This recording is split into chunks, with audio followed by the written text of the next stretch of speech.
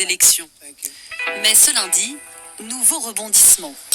Le New York Times révèle que le président américain aurait également appelé le Premier ministre australien pour l'aider à discréditer Robert Mueller.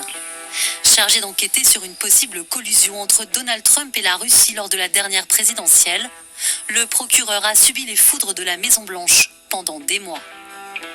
Interrogé aujourd'hui, le chef du gouvernement australien minimise les faits. Le président m'a appelé pour me demander officiellement un point de contact entre le gouvernement australien et le procureur américain. Ce que j'étais heureux de faire au motif que nous nous étions déjà engagés à le faire. C'était une conversation très brève. Empêtré dans les affaires et menacé de destitution, Donald Trump doit aussi faire face à la défiance du peuple américain.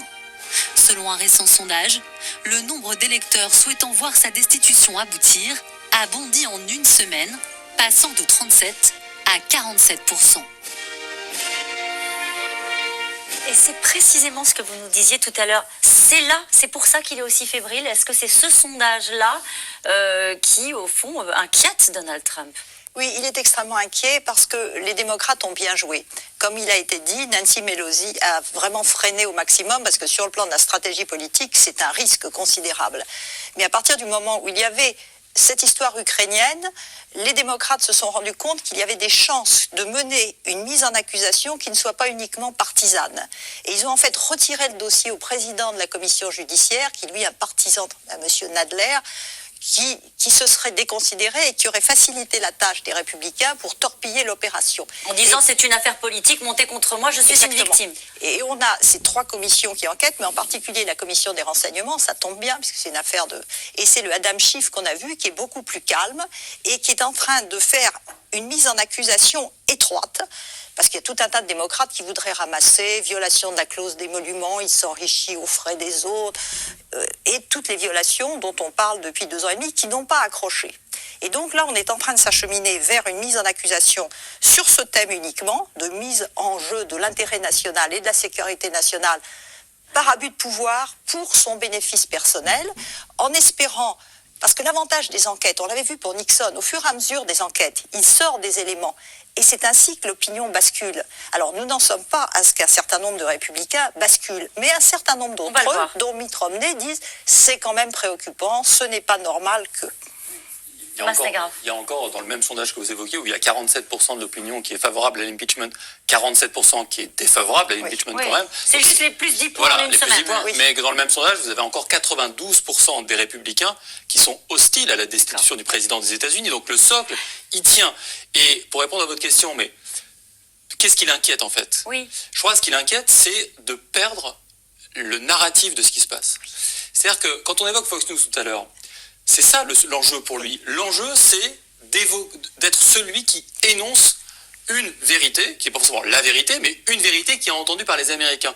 Et c'est pour ça que tout à l'heure, quand vous m'avez posé la question sur c'est quoi cette logorée, tous ces tweets, d'un côté, on peut se dire il est en pleine décompensation, il est en train de devenir fou, ou alors on peut se dire il est en train de tenter, comme il peut, avec les moyens qu'il a, c'est pas rien Twitter, hein, mais les moyens qu'il a, et apparemment il va encore prendre la parole aujourd'hui, il parle beaucoup. Il a déjà, à l'instant, je vous ai épargné, il vient de dire aux démocrates qu'il fallait qu'ils arrêtent de perdre leur temps avec des conneries. Et voilà, donc les mots, les outrances, c'est juste un moyen pour lui d'avoir un contre-discours. Et là on revient à Nixon. Quand Nixon, en 73, avant même d'être destitué, il reçoit dans le bureau ovale, et il dit, on a un énorme problème, les médias sont aux mains de nos adversaires. Il faut qu'on ait une chaîne de télé à nous, les républicains. Parce qu'on est en train de perdre complètement la bataille de l'opinion publique, parce que l'opinion publique, elle se base sur un discours, et le discours qu'on entend depuis quelques jours qui domine, c'est pas le discours de Trump, c'est le discours des démocrates, c'est le discours des grands médias, c'est le discours d'Adam Schiff, et donc il est très inquiet, et je pense que c'est pour cela, donc c'est assez stratégique de sa part, qu'il hausse le ton. Qu'il hausse le ton pour être entendu, parce que plus on parle fort, en tout cas, plus on insulte, puisque manifestement maintenant il est passé à la phase de l'insulte, on a des chances de se faire entendre, parce que n'oublions jamais qu'aux États-Unis, il y a les 92% des républicains, ils écoutent qui ? Donald Trump, ils écoutent un ou deux médias, point final, et ils font confiance à Donald Trump. Justement, cette question, l'impeachment est-il au centre des discussions des Américains ? Est-ce qu'ils en parlent ou est-ce que c'est un bruit de fond en disant on va C'est là le continuer problème. à croire Donald C'est Trump. ça le problème. Ouais. C'est que, évidemment, que cette histoire, elle mobilise à fond le microcosme, Washington, les médias. Mais quand vous posez la question dans ces mêmes sondages auxquels on vient de faire référence, est-ce que vous savez de quoi on parle? Là, vous avez déjà 20% des Américains qui disent « je ne sais absolument pas de quoi on parle ». Ils connaissent pas l'affaire. Ils ne savent même pas de quoi on parle. Et il y en a que, en plus de ça, il y en a 22% qui disent « oui, j'en ai entendu un peu parler ». Autrement dit, vous avez pratiquement 4 Américains sur 10 pour qui cette affaire, ça ressemble à rien.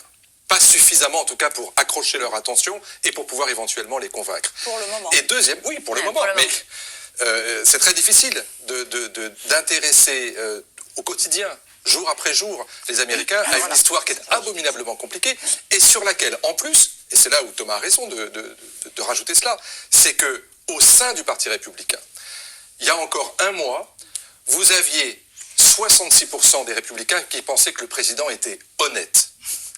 À votre avis, depuis, ça a baissé? Ça a monté de 15 points. Autrement dit, vous avez aujourd'hui une sorte de bouclier qui est en train de se mettre en place autour de lui, qui est constitué non seulement des élus, et on verra peut-être qu'il y en aura qui vont se désolidariser, mais pour l'instant, c'est plutôt, on fait bloc autour de lui sur une stratégie de défense par tous les moyens. Et on va en reparler notamment des élus républicains, encore une fois dans un instant. Laurence Nardon, sur ce qu'en pensent les Américains de ce dossier-là, et reposons la question qu'on se pose ce soir, et si Trump tombait, c'est-à-dire que est-ce que le Trump indéboulonnable, puissant, est-ce qu'il a pris un peu du plomb dans l'aile? Est-ce que les Américains, y compris ses supporters, se disent bah tiens, là pour le coup, il a perdu la maîtrise de la communication, du récit. Ces affaires-là concernent des sujets qui nous touchent, nous Américains, qui sont des sujets de sécurité nationale. Est-ce qu'il y a cet effet-là dans l'opinion, ou est-ce que vous êtes sur la ligne de ce qui a été exposé à l'instant? L'opinion, alors comme l'a dit François, elle n'est pas entièrement à suivre l'affaire du matin au soir. Mais ce qui est important de noter, c'est que dans cette affaire, l'impeachment, enfin le lancement de la procédure de destitution, c'est une affaire qui concerne, enfin qui est mise en œuvre par le Congrès. Et donc là, ils le font, ils s'en occupent, Pelosi, on va en parler, Adam Schiff, etc. Mais c'est distinct de ce qui se passe concernant l'élection présidentielle qui a lieu dans un peu plus d'un an, en novembre 2020. Et là, les candidats à la primaire démocrate, ils sont 20 à se disputer l'investiture du Parti démocrate.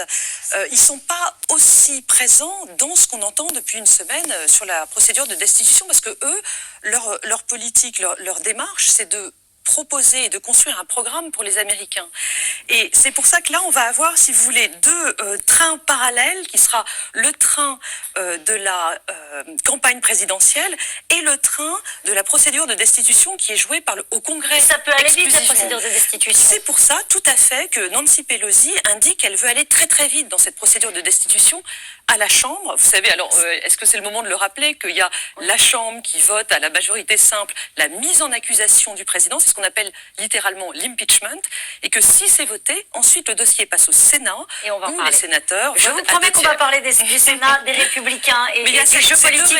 Mais je voudrais qu'on reste, si vous le voulez bien, sur ce qu'on pense les Américains, la façon dont ils vivent ces affaires-là, et deuxièmement, rentrons dans le détail.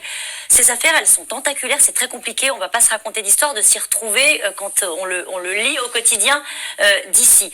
Qu'est-ce que les démocrates vont devoir démontrer pour mettre en difficulté réellement Donald Trump sur son coup de fil au président ukrainien, sur son coup de fil au Premier ministre australien? Est-ce qu'il y a vraiment un sujet, parjure, on a entendu parler de ça, est-ce que le fait d'avoir menti